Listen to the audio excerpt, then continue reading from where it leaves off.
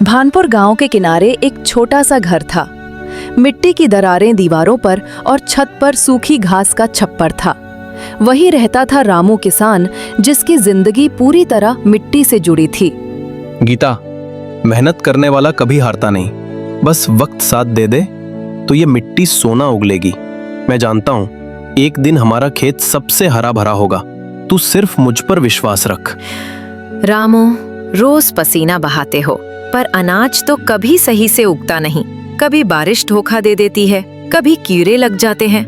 मुझे डर है कि ये सपने अधूरे न रह जाएं। उनके बेटे मुन्ना ने स्कूल जाने से पहले पिता से पूछा, बाबा, जब हमारी फसल बहुत होगी तब मैं भी नई साइकिल लूंगा ना।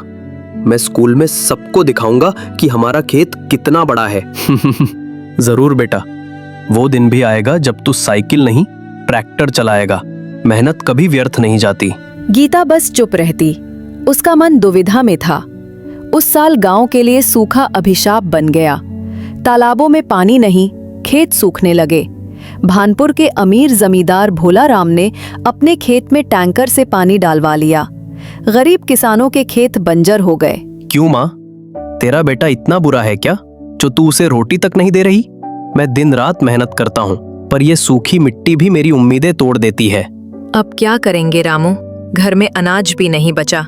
मुन्ना और रानी भूख से रो रहे हैं। मैं डरती हूँ कि कहीं हमारा परिवार टूट न जाए।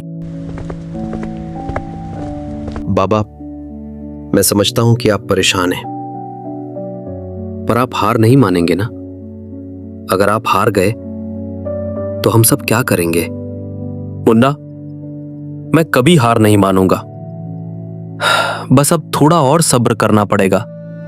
जल्द ही सब ठीक होगा।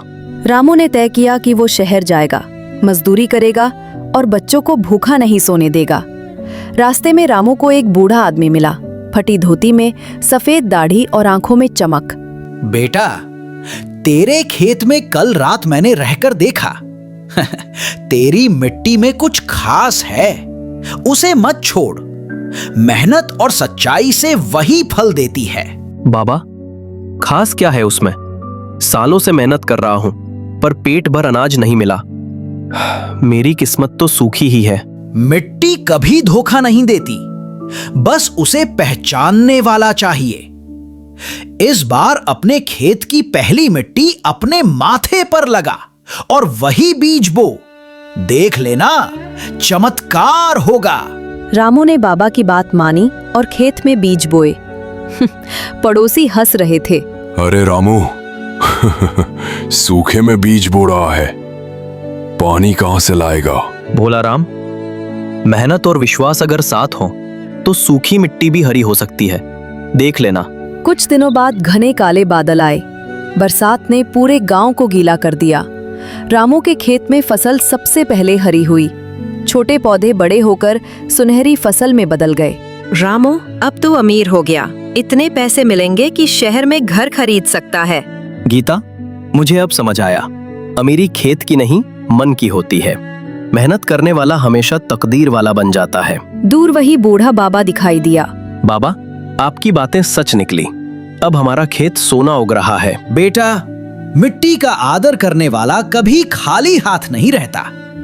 मेहनत करने वाला ही अपनी तकदीर बदलता है। बाबा धीरे धीरे ओझल हो गए। भानपुर अब रामू किसान के नाम से जाना जाने लगा। बच्चे स्कूल जाते समय मास्टर जी कहते, देखो बच्चों, मेहनत और विश्वास अगर साथ हों तो सूखी धरती भी फूल उगा देती है। रामू ने यही सिखाया। कभी अपनी जमीन को छोटा मत समझो। जो मिट्टी से प्यार करता है उसकी तकदीर खुद उगती है। मेहनत करो और सपने पूरे होंगे। रामू किसान, जो कभी सूखे खेतों में रोता था, अब पूरे गांव की उम्मीद बन गया।